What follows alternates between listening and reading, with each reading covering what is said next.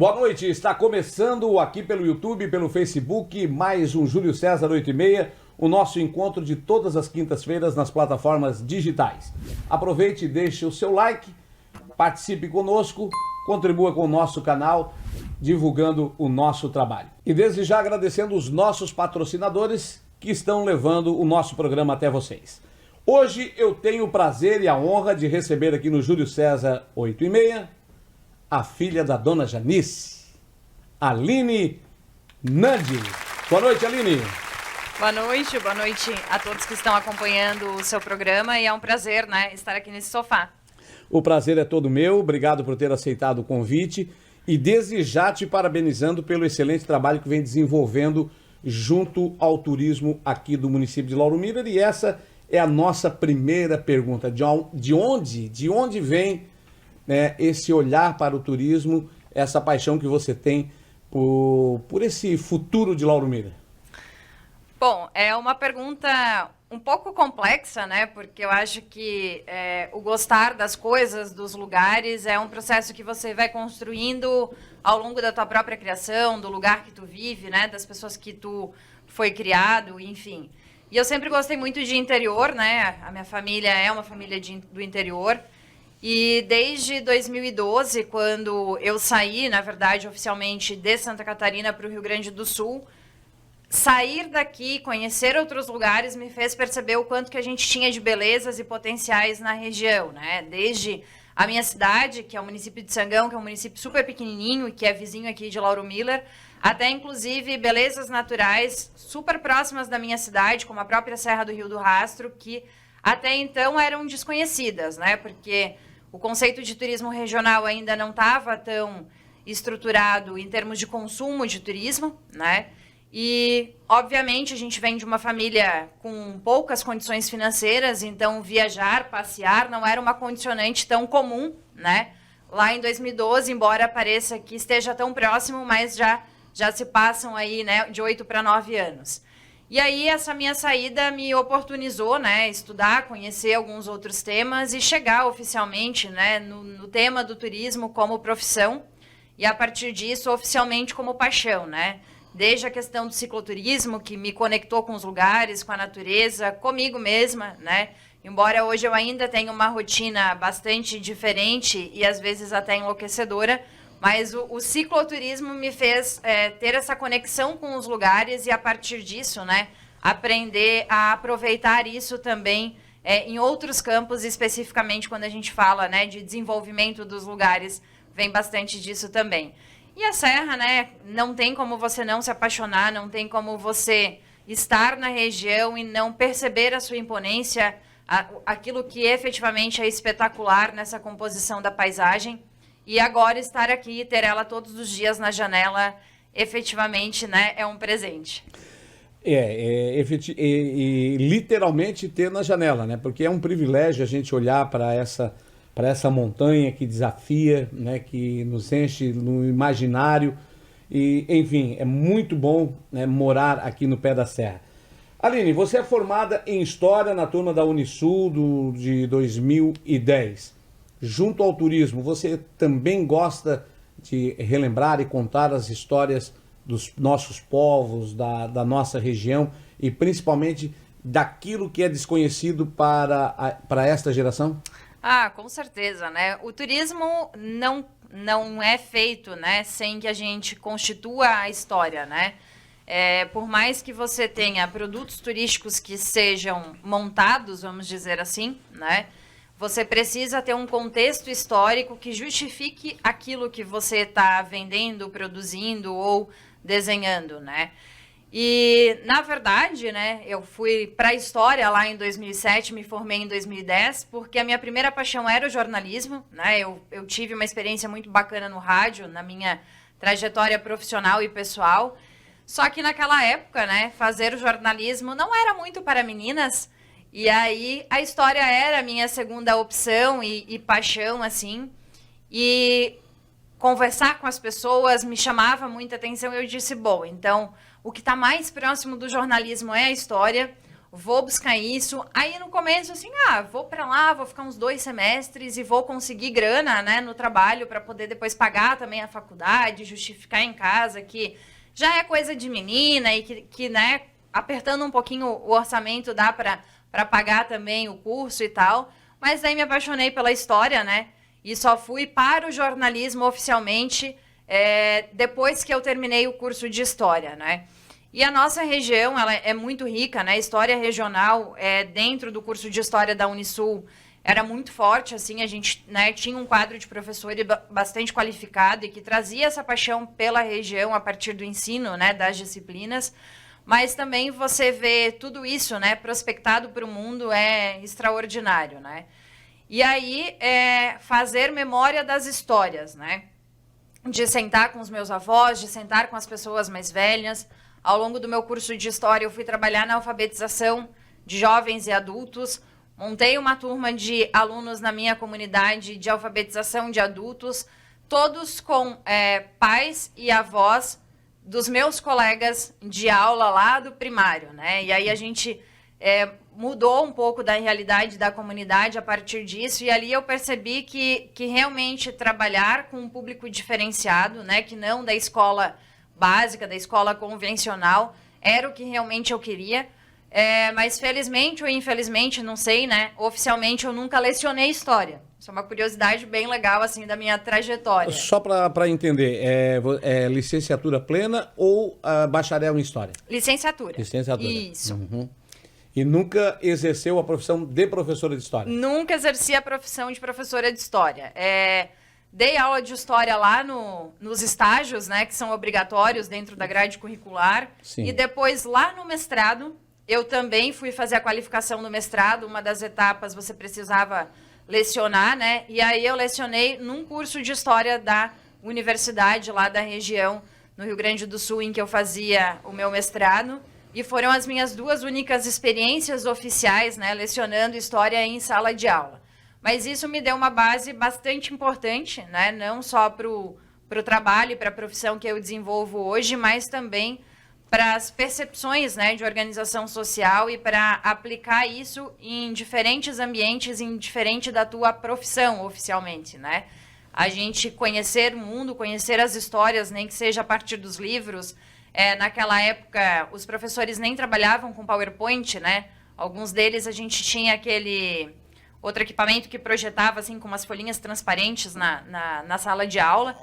Os slides. Isso, que antigamente eram, né, os slides oficiais mesmo. Mas você tem conversa, né, em todos os lugares. Então, Sim. isso é muito, muito legal.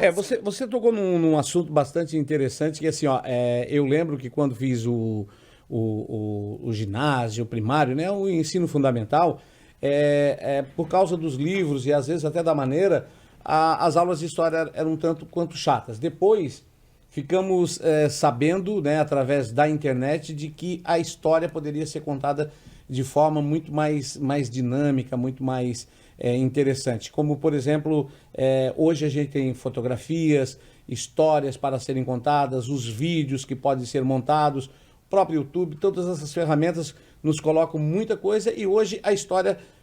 a disciplina de história me parece que é muito mais gostosa do que era no passado, né? E tem muito a ver também, assim, com o quanto você se apaixona pelo teu professor, né? Uhum. Porque eu lembro que no meu ensino médio, foram algumas atividades que uma das minhas professoras, a Franciane, eu nunca tive a oportunidade de falar isso para ela, da forma como ela conduzia as aulas, do brilho nos olhos que ela tinha ao contar determinados estágios da história, foi que me fazia, né, devorar o livro de história e buscar outras fontes. Eu lembro que o meu avô tinha lá uma enciclopédia, né, aqueles livros ainda, e aí eu ia procurar naqueles materiais dele algumas referências. Ainda na escola a gente tinha biblioteca física, né, não tínhamos computadores na época, e era a nossa fonte de pesquisa, né, e estar entre os livros, estar entre essas histórias me fazia querer ou gostar mais daquilo, né. E outras disciplinas já não, né? Às vezes, quando você não gera essa conexão com o ambiente, com o teu professor ou com a didática que ele trabalha, também te afasta ou te aproxima de alguma coisa, né? Mas efetivamente hoje é muito mais legal, né? Muito mais legal. Você tá dentro mais dinâmico, do negócio, né? Faz com que, né, o lúdico, né, através da tela, através da imagem, da linguagem rebuscada e resumida, fique mais alegre, mais gostoso de estudar. Mas, Aline, vamos adiante. Você já citou duas coisas que iria fazer parte aqui das minhas perguntas, mas eu vou me aprofundar. O seu hobby, então, é o ciclismo? Meu hobby é o ciclismo. É uma coisa que me desconecta, né? Em partes, pelo menos, do meu trabalho. Ou acaba reconectando. Né? Exatamente. Lá na bicicleta, né? Que tu fica maquinando o que vai fazer na semana que vem. Você vai prospectando, né? Outras oportunidades, assim. Mas o ciclismo, para mim, assim, foi uma descoberta bem bacana, porque oficialmente eu não lido com nada de esporte, assim. Eu sou literalmente uma pessoa que converso sobre esportes. Quando eu estava no rádio, né, tinha um programa que eu mediava que era de esportes, mas eu não entendo nada, né? Eu não sento na frente de uma TV para ver um jogo. Eu até assisto algumas coisas das Olimpíadas, mas de esportes assim bem específicos, né, e mais artísticos até. E aí eu pensei, cara, será que realmente eu vou passar uma vida inteira, né, sem praticar nada de esportes?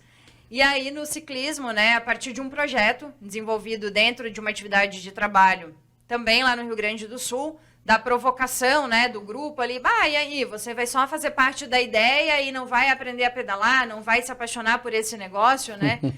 E aí, realmente, quando a gente se apaixona, né, é algo assim... Mas você participa de alguma categoria? É montanhismo? É velocista? É só passeio. Só passeio. Como diz uma amiga minha, a gente mais pedala para tirar foto, né, do que oficialmente para pedalar, né? Ou pela coxinha no final do pedal, né? Quero saber a pergunta que com certeza o nosso ouvinte quer saber. Você falou da nossa majestosa Serra do Rio do Rastro, agora falando do ciclismo. Já desafiou a montanha? Né? Óbvio. Subiu? A primeira vez sozinha, se eu não me engano, no dia 10 de outubro de 2019. Não avisei ninguém da minha família, nem as minhas amigas, né? Porque se eu não conseguisse, ia ser um mico muito grande, né? Mas se arriscou, né? E aí, numa sexta-feira, assim, maravilhosa, muito linda, saí daqui, né? Deixei o carro num dos pontos e subi e desci ela. E, obviamente, que a descida é espetacular, mas a sensação da chegada lá em cima é indescritível, assim, né? Tinha tido a oportunidade de subir ela em 2018 a pé, com uma amiga minha. Sim. Também numa dessas, do tipo, nos olhamos, o que a gente vai fazer amanhã no feriado? Vamos subir a serra? Vamos, mas de carro não, vamos a pé. Beleza, vamos a pé, né? E aí a gente subiu a primeira vez a pé e nos comprometemos, né, de em uma das oportunidades voltar a subir ela juntas, e aí não combinamos do quê.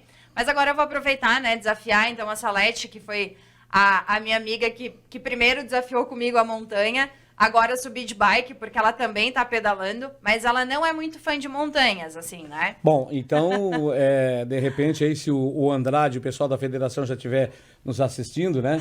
Inclusive, Andrade, você é um dos convidados a participar conosco. E já pode escrever a Aline, né? Porque quem vai estar ali dando a largada com aquela buzina vai ser a prefeita Sayonara. A Aline vai estar lá com as mulheres galera, desafiando, né, a montanha, o desafio Serra do Rio do Rastro, se Deus quiser. Então vamos ter esse como o primeiro evento oficial em que eu vou estar participando, porque geralmente nos eventos eu participo só como organizadora, né? E eu e o Rangel vamos estar numa caminhonete filmando tudo e narrando. Tá bem, sendo suporte, leva, né, as comidinhas. Levando a água, o melzinho para recarregar as energias. Bom, você também citou o vizinho estado do Rio Grande do Sul.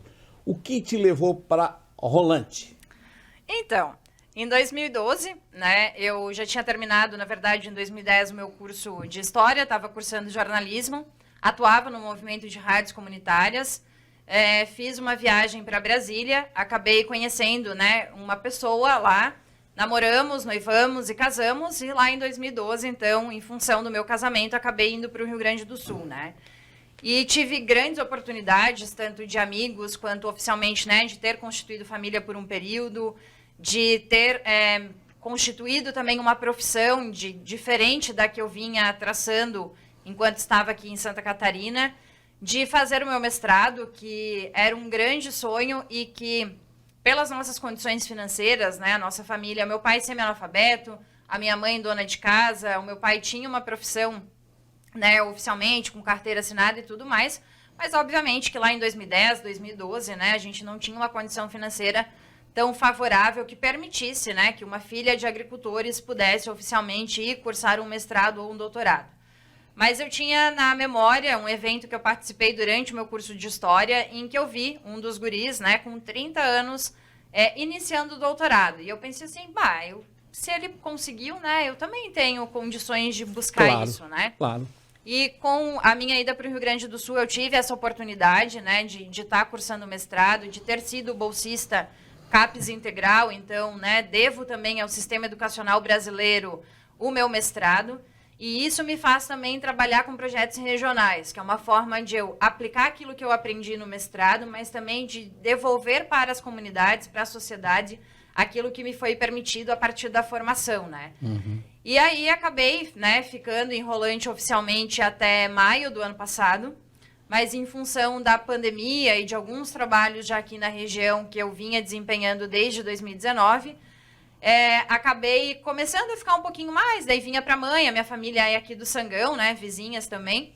E aí, em maio, oficialmente, eu brinco que eu trouxe a minha cama e as minhas roupas para minha mãe, né? Sim. Embora ficasse ali apenas nos finais de semana, e acabei oficialmente ficando, né, estando na região. Ainda desempenho algumas atividades no Rio Grande do Sul, ainda tenho, né, propriedade, enfim, minhas coisas lá, mas oficialmente hoje, né, moro aqui na região. Muito bem. E como o seu trabalho aqui em Lauro Miller, obviamente que você, para a maioria do tempo, a maior parte do tempo aqui na nossa cidade. Isso, exatamente. Eu passo praticamente o mês todo, né, aqui na cidade, incluindo os finais de semana, né, porque a gente aproveita para pedalar, para conhecer novos lugares e fazer novos amigos, mas obviamente que a gente integra tudo isso também a nossa atividade profissional como oportunidade, né? Também para trazer algumas melhorias para o trabalho e para o projeto, né, de turismo que está se construindo para a cidade. E para dar sequência também a algumas outras ações e iniciativas, né, que a cidade vem construindo. Até porque o tema do turismo não é um tema novo, né, Júlio? Sim. E tu participou desse movimento estando numa parte da função que eu tenho hoje dentro da administração municipal de Lauro Miller. Mas essa mudança no modo de fazer turismo, ela é muito recente, né? As coisas muito mais dinâmicas, a transformação do quanto a gestão pública também é importante para esse processo. E uma boa base, né, desse movimento também eu tive a partir da minha experiência em Rolante, né? Que é uma cidade com 20 mil habitantes, que fica na encosta da Serra, então, Gaúcha, próxima a Gramado, a 60 quilômetros de Gramado. E quando a gente falava em turismo lá na cidade também, a partir de 2013, 2014, as pessoas sempre... mas a gente tem que ser igual a Gramado? Não, a gente não tem condições de ser igual a Gramado. Gramado começou uma história há 20 anos, tem uma dinâmica regional completamente diferente, mas a partir daquilo que Gramado tem como experiências, a gente pode estar prospectando isso no que tange a qualificação do serviço turístico, né? A dinamização da oferta de produtos turísticos, o conceito do atendimento ao turista, a questão da gastronomia, dos eventos, de você ter uma cidade que é preparada para o turismo o ano todo. Mas aí a gente agrega um outro elemento muito importante, que muito mais do que você produzir e promover uma cidade para o turista, essa cidade tem que ser boa para quem nela mora, né? Claro. E aí eu tenho uma frase que é uma frase que já é conhecida e que alguns colegas nossos também utilizam, que é: o melhor lugar do mundo é onde a gente está, né? Então, eu estou desenvolvendo hoje um trabalho aqui e eu quero que todos os dias esse seja o melhor lugar do mundo, porque eu quero estar no melhor lugar todos os dias, né? Claro. E quando eu voltar aqui, daqui a alguns anos, que tudo isso que a gente tem construído de forma coletiva, né? E que as pessoas têm acreditado e vivenciado esse movimento, que a gente possa dizer, olha, isso aqui é fruto de um trabalho coletivo que não começou lá em 2021, que começou muito antes, mas que a partir desse circuito a gente teve a oportunidade de consolidar algumas outras coisas, de reforçar outras, né, que já foram feitas na cidade e de trazer alguns elementos que lá atrás foram pensados, mas que por conta da capacidade do território elas não puderam ser organizadas ou entregues para a comunidade e depois para o turista, né? Então, esse é um movimento muito legal e que vem dessa minha base, da minha estada no Rio Grande do Sul, dessa oportunidade de conhecer outras regiões turísticas, de trabalhar com o turismo e, a partir disso, ter esse tema no meu currículo profissional também, né? Eu gostaria que você me respondesse com relação à potencialidade turística. Qual o grau de potencialidade turística que Lauro Miller tem, além da Serra do Rio do Rastro, que a gente sabe que é exuberante, né, que é majestosa, mas qual o grau que você dá para Lauro Miller no turismo? Bom, eu não elencaria esse grau com uma nota, né? Porque eu acho que é bastante arriscado, assim. Mas os nossos diferenciais hoje estão efetivamente no turismo de natureza, né? E obviamente que a gente tem percebido que isso tem crescido, assim, espontaneamente, principalmente desde o início da pandemia, mas já era um movimento crescente a nível de Brasil e de mundo, né? Se reconectar-se com a natureza, o conceito de você cuidar do meio ambiente, de você estar dentro de um espaço ou de um ambiente que te proporcione essa reconexão com o mundo e que te desconecte um pouco, né, desse universo tão tecnológico e tão individualista que a gente vinha vivendo nos últimos anos, né? E obviamente que, além da Serra do Rio do Rastro, que é o nosso principal atrativo e é o que faz, às vezes, né, na sua maioria, as pessoas virem a Lauro Miller, a gente tem todo o interior para explorar, né? A questão das nossas trilhas, o próprio Ecomuseu, a questão dos nossos parques, né? O Parque Estadual e o Parque Nacional, que são lindeiros e integram também uma parte do nosso território. E aí a gente classifica, né, algumas atividades turísticas com potencial dentro desse universo do turismo local e da questão do ecoturismo, né? Ou do turismo de natureza, que é a questão de caminhada, a gente trabalhar com as questões do próprio cicloturismo, que é um potencial bastante significativo. O turismo rural, ele tem ganhado bastante força no Brasil, né? E aqui a gente já tem um movimento que vinha crescendo, que é o Acolhida na Colônia, e que a partir da recuperação, né, da saúde da população, a gente vai ter isso como um atrativo também. E aí a gente pensar, né, gastronomia, que é o grande diferencial de destinos turísticos. Verdade. E que tecnicamente ainda é uma lacuna que a gente precisa preencher ou potencializar, né? A gente tem muitas coisas legais dentro do território, mas isso não é posto no balcão ou no cardápio, né? Então a gente precisa trazer isso para dentro do cenário e dinamizar também o turismo a partir disso. Falta, né? eu acredito, assim, eu quero dar uma opinião, que com relação a isso que você está falando, está faltando um pouco mais de entusiasmo nas pessoas com relação a mostrar a potencialidade que elas têm. Aliás, eles têm esse potencial e às vezes fica encoberto, fica debaixo da toalha da mesa, né? Está na hora de colocar isso em cima da mesa, está na hora de divulgar, de lançar, de usar todos os meios, plataformas digitais, impressas, né, televisão, rádio, onde quiser, e trazer as pessoas para um jantar, por que não, né? Através de um jantar a pessoa às vezes fica conhecendo a nossa cidade, né? E quer voltar. Existem vários meios, né, de você potencializar isso, mas a gente chama isso dentro de uma linguagem técnica, sem ser técnica, né, que é a gente trabalhar com a questão do senso de pertencimento, né? Então, quem mora aqui precisa conhecer o que a gente tem, precisa se sentir pertencente a esse espaço, precisa ter capacidade de usar as coisas que o território oferece, né? Desde as praças, os espaços públicos, as trilhas que estão mais próximas, né? Porque mesmo que a gente viva um momento econômico diferente, a gente sabe que muitas famílias ainda têm dificuldade de deslocamento, outras têm vergonha, né, de estar em determinados espaços. Então, assim, e a gente potencializar oficialmente aquilo que é papel do poder público e aquilo que é papel do empreendedor, né? O poder público vai trazer isso, vai trazer instrumentos de participação, instrumentos de mostrar os potenciais que existem, tanto para investimento, né, quanto para você usar e explorar esse território para o seu bem social ou para a questão mesmo de saúde, né? Porque essa questão da conexão com a natureza, o turismo também é um instrumento para a gente promover saúde. Mas, a partir disso, o empreendedor vai passar a despertar também esse sentimento, né? E quando você começa a promover esse equilíbrio entre todas essas partes, obviamente que essas oportunidades passam oficialmente a serem potencializadas, né?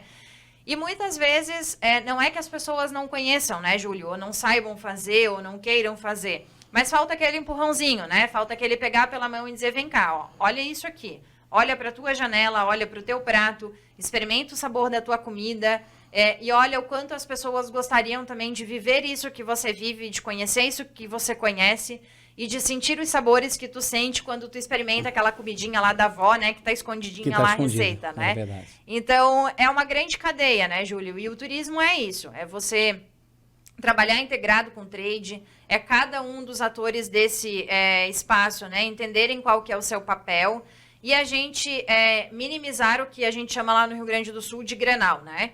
Então, assim, indiferente no que eu acredito, é a gente poder começar a estar aberto para o novo, estar aberto para a opinião do outro, estar aberto para colaborar com aquilo que é o projeto do outro, quando este projeto do outro, ele vai, obviamente, contribuir para o todo, né? Sim. Então, assim, indiferente de quem eu sou nessa estrutura social, daquilo que eu acredito dentro dessa estrutura social, é a gente construindo esse movimento de sentar lá junto com a torcida do Inter ou lá junto com a torcida do Grêmio, dependendo de para quem que eu torço, né? E a partir disso, obviamente, a gente construir uma sinergia para celebrar, né? Porque assim como no esporte, né? A celebração, ela precisa acontecer nesses espaços, né? E temos que entender que as opiniões às vezes se divergem, né? Mas é necessário em um determinado momento haver uma né? convergência. É necessário elencar e eleger, né, aquilo que deve ser feito e nem por isso, nem por aquilo, parar ou deixar a coisa estagnada. Né? Assim, eu lamento muito, né, de algum período aqui no município de Lauro Miller a gente não ter tido nem, né, um representante, uma secretaria de turismo. Eu não estou aqui fazendo críticas, não vou citar nomes e não vou dizer que épocas, né, mas a gente sabe que em tempos remotos, lá de 1995, 96, teve o primeiro secretário de turismo, depois em 97 o segundo, né, e depois a pasta foi meio que esquecida, deixada de lado. Poderíamos estar muito mais avançados. O município é prioritário para o desenvolvimento turístico. Lá na Secretaria de Turismo está lá as rosetas do governo Fernando Henrique Cardoso com a Embratur, atestando que o município é prioritário para o desenvolvimento turístico, tem apoio do governo federal. Na época tinha até recursos no Banco do Brasil e tudo para quem quisesse montar uma pousada, fazer um empreendimento turístico, mas infelizmente a gente ficou aí aproximadamente 12 anos, né, parados no tempo, e depois foi restabelecido, voltando, e agora de novo, né, essa mola... Celeridade, né? Essa mola propulsora está tentando erguer um pouco mais alto do que aquilo que vinha sendo nos últimos anos, né? Mas, Júlio, dentro da gestão de políticas públicas, né, que é uma das minhas especializações, a gente trata isso com um conceito de agenda política, né? Uhum. E, às vezes, né, por mais que seja agenda política de determinados governos, não existe sentimento ou senso de amadurecimento da sociedade como um todo também para determinados temas. Ou, em alguns momentos, o processo é inverso. Uhum. Você tem a sociedade madura, você tem o trade maduro, né? No caso do turismo, especificamente do que a gente está falando, mas você não tem da gestão pública esse mesmo processo. Ou, para aquele momento da história da cidade, um determinado tema, uma determinada situação, uma determinada pauta política, ela se torna uma agenda política, ela passa a ser mais importante ou gerar mais esforços da gestão pública do que outras, né? E isso também a gente precisa perceber ao longo da construção histórica das regiões e da cidade, né? Aí a gente falando de Lauro Miller, porque também a gente precisa entender ao longo desse circuito da história quais eram as agendas políticas, né, da administração pública e como que elas foram desenvolvidas ou que base, mesmo quando o turismo não era uma agenda política de destaque, as antigas administrações elas deixaram ou constituíram para que esse governo pudesse trabalhar o turismo, né? Então, quando a gente falava lá no início da história, da importância da história na trajetória profissional do próprio turismo, ele também tem a ver com essas leituras de sociedade, né? Então, em qualquer condicionante, não existem nem culpados nem inocentes. Uhum. Existem momentos específicos em que decisões são tomadas a partir do lugar em que você ocupava nessa história, né? E isso a gente precisa respeitar e precisa valorizar e, a partir disso, a gente olhar, né? Bom, o que até aqui foi legal e o que não foi e como que nós, no momento em que nós estamos, a gente pode continuar e transformar e melhorar e potencializar quando agora se tem esse tema na agenda política de governo, de fato, né? Então, acho que esse é um movimento bem interessante para a sociedade pensar e para entender o quanto as análises técnicas são importantes dentro de um processo como esse, né? E por isso que sempre nas atividades que a gente desempenha dentro, né, da administração pública relacionadas ao turismo, eu deixo isso muito claro, assim. Não importa qual é a minha opinião sobre o tema X, Y ou Z. O que importa é como tecnicamente isso é possível de ser feito, desenvolvido, o quanto determinado projeto vai impactar no maior número de pessoas e o quanto a gestão ela tem capacidade de promover aquilo, né? Não importa se foi o João, a Maria ou o José que indicaram aquele tema ou que em algum momento defenderam ou deixaram de defender. A gente tem que ter matrizes de avaliação para fazer um processo de priorização, entendendo, a partir das nossas capacidades e potencialidades, o que é possível e importante desenvolver naquele momento, né? E aí esse é um processo também que quando você passa a discutir tecnicamente os assuntos, você também contribui com o amadurecimento da sociedade para isso. E aí, de novo, né, os grenais são minimizados. Minimizados, sem dúvida nenhuma. Aline, você acredita que a atual gestão está dando força, como se diz na gíria, por aqui a gente usa muito o tema, né? Tinta na caneta. Você acredita que é uma das pastas do município de Lauro Miller que deve se desenvolver de agora em diante? Eu não tenho dúvidas que não é nem de agora em diante, né? Essa foi uma pauta que a prefeita Sayonara e a vice-prefeita Soraya trouxeram desde o período das eleições, né? E essa também não foi uma pauta que caiu de paraquedas ou porque as pessoas diziam que tinha que ser turismo. Não. Existem áreas prioritárias dentro da administração pública a partir de um estudo prévio que foi feito também, né, de uma análise da matriz econômica do município, para que elas pudessem também estar trazendo essa pauta como uma pauta, né, de agenda de governo mesmo, de agenda política, né? E a partir disso, então, estruturando a equipe técnica, dando infraestrutura, né, para que efetivamente os projetos possam ser potencializados, né? Então, tem muitas coisas ainda, obviamente, para serem desenvolvidas, né, mas que estão pautadas, estão sendo estruturadas, que estão desenvolvendo, né, ou estão sendo desenvolvidas metodologias para que aquilo aconteça, para que a gente não tenha aquilo que também, né, a gente usa no ditado popular, o fogo de palha, né, Júlio? Sim, claro. De que seja, porque agora é legal, é um tema bacana, todo mundo está falando, a gente vai defender, vai posar para foto, vai dizer que está fazendo, e não, né? Porque é moda, né? É moda. A gente precisa constituir dentro da própria gestão pública como um todo, em todas as pastas, esse amadurecimento para o tema do turismo e integrar as diferentes organizações da gestão pública para esse tema, mas também constituir na sociedade esse senso de organização, esse senso de maturidade, esse olhar de médio e de longo prazo daquilo que é possível fazer, né, daquilo que é possível desenvolver, de as pessoas participarem dos processos de tomada de decisão dentro da gestão pública, mas sem que seja o eu acho que tem que ser, né? É sempre a partir da discussão técnica, daquilo que você obviamente pode comprovar e daquilo que tem significado, de novo, sempre para a maior parte da população e que tem a capacidade da gestão pública de desenvolver. Do eu acho, o mundo está cheio, né? E se eu acho resolvesse, todos nós estávamos ricos há muito mais tempo, né? E geralmente a gente não acha nada, né? A gente tem que construir e fabricar alguma coisa, porque o achado, né, nem sempre é coisa boa.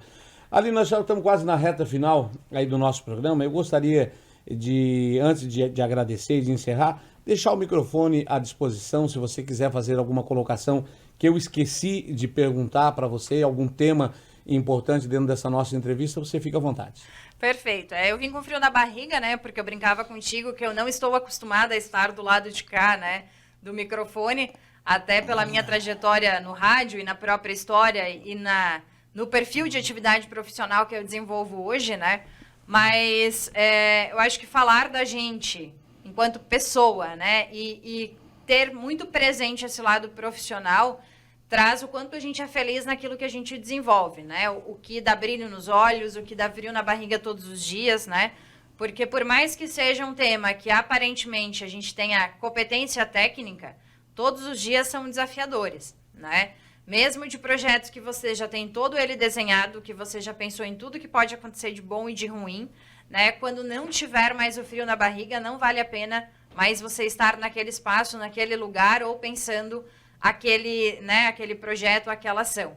Então, é muito legal poder refletir, né, também sobre isso a partir de uma conversa informal, né? E eu estou tão à vontade que eu já estou com o pé no sofá, né? E a gente poder olhar as pessoas sempre do outro lado, né, Júlio? Do outro lado. Então, de vez em quando, nós estamos juntos lá na secretaria, em outras estruturas, operacionalizando o dia a dia da cidade, falando de turismo, falando de projetos. E hoje a gente está aqui falando do quanto, né, esses projetos influenciam na minha vida, no perfil, na personalidade da Aline, né? Da Aline Nange, da filha da dona Janice, do seu Geraldo, da irmã do Arthur, né? Da guria, né? Da menina que saiu ali em 2012 do Sangão. Tá, mas a primeira era menina, depois foi pro Rio Grande do Sul, virou guria. Eu virei guria, né? E aí a gente aprende também, né, que o termo guria, né, é um termo comum.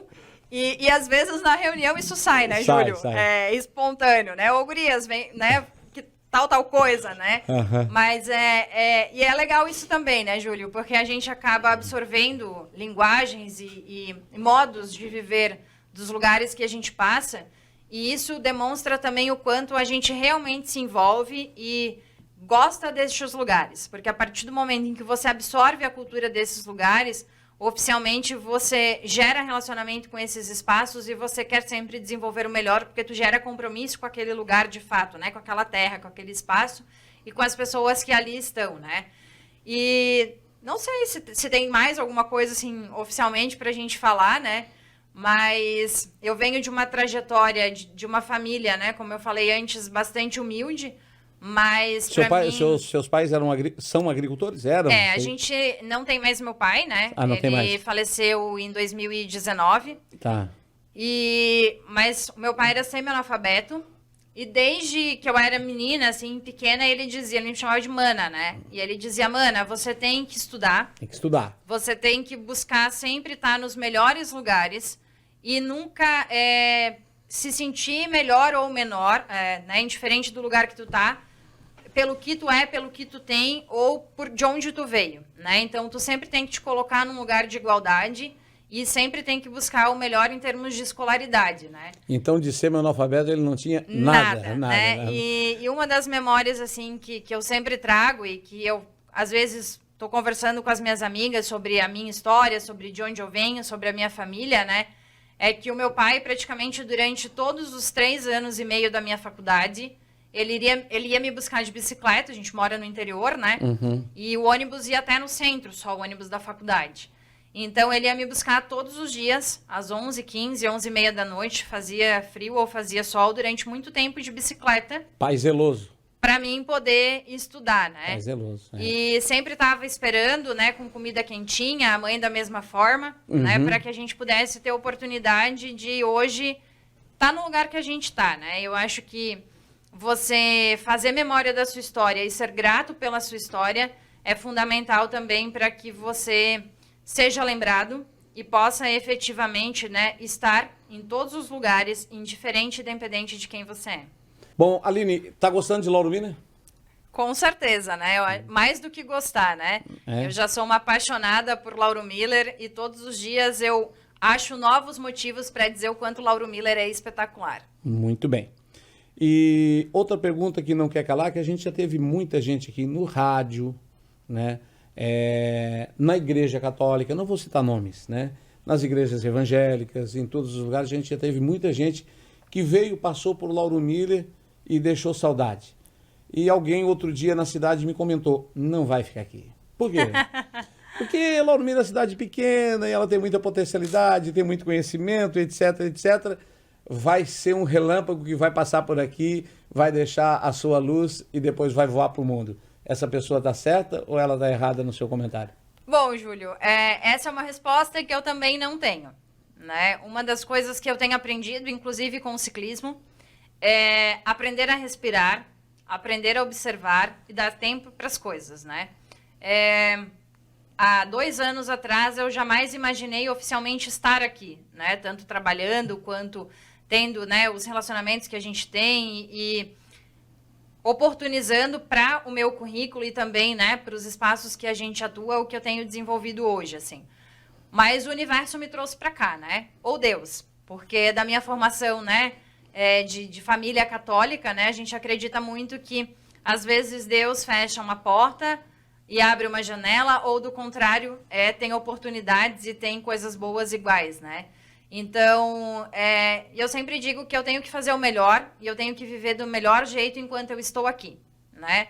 Lá no futuro, tecnicamente a Deus pertence, né? Ou em termos de fé a Deus pertence, mas eu desejo muito, indiferente de onde eu estiver, que Lauro Miller efetivamente seja o melhor lugar para todos que estiverem aqui. A gente deseja que você fique por muitos e muitos tempos aqui em Lauro Miller, que receba da nossa Câmara de Vereadores o título de cidadã honorária da cidade, né? E te agradecer, né, por disponibilizar um dia cheio hoje com reuniões, né, muita coisa bombando aí no turismo e na administração municipal para enriquecer o nosso canal, enriquecer o nosso programa. Aline, quero te agradecer imensamente mais uma vez. Volte sempre, esse é o primeiro de uma série de programas que a gente ainda vai discutir sobre turismo aqui no município de Lauro Miller, numa pasta no qual eu também sou apaixonado. Grande abraço, muito obrigado e até a próxima. Ok, obrigada também a você, sucesso a todos e que todos possam, a partir, né, desse nosso bate-papo de hoje também, se desafiar todos os dias, acrescentar na sua lista algo que Lauro Miller é espetacular para você.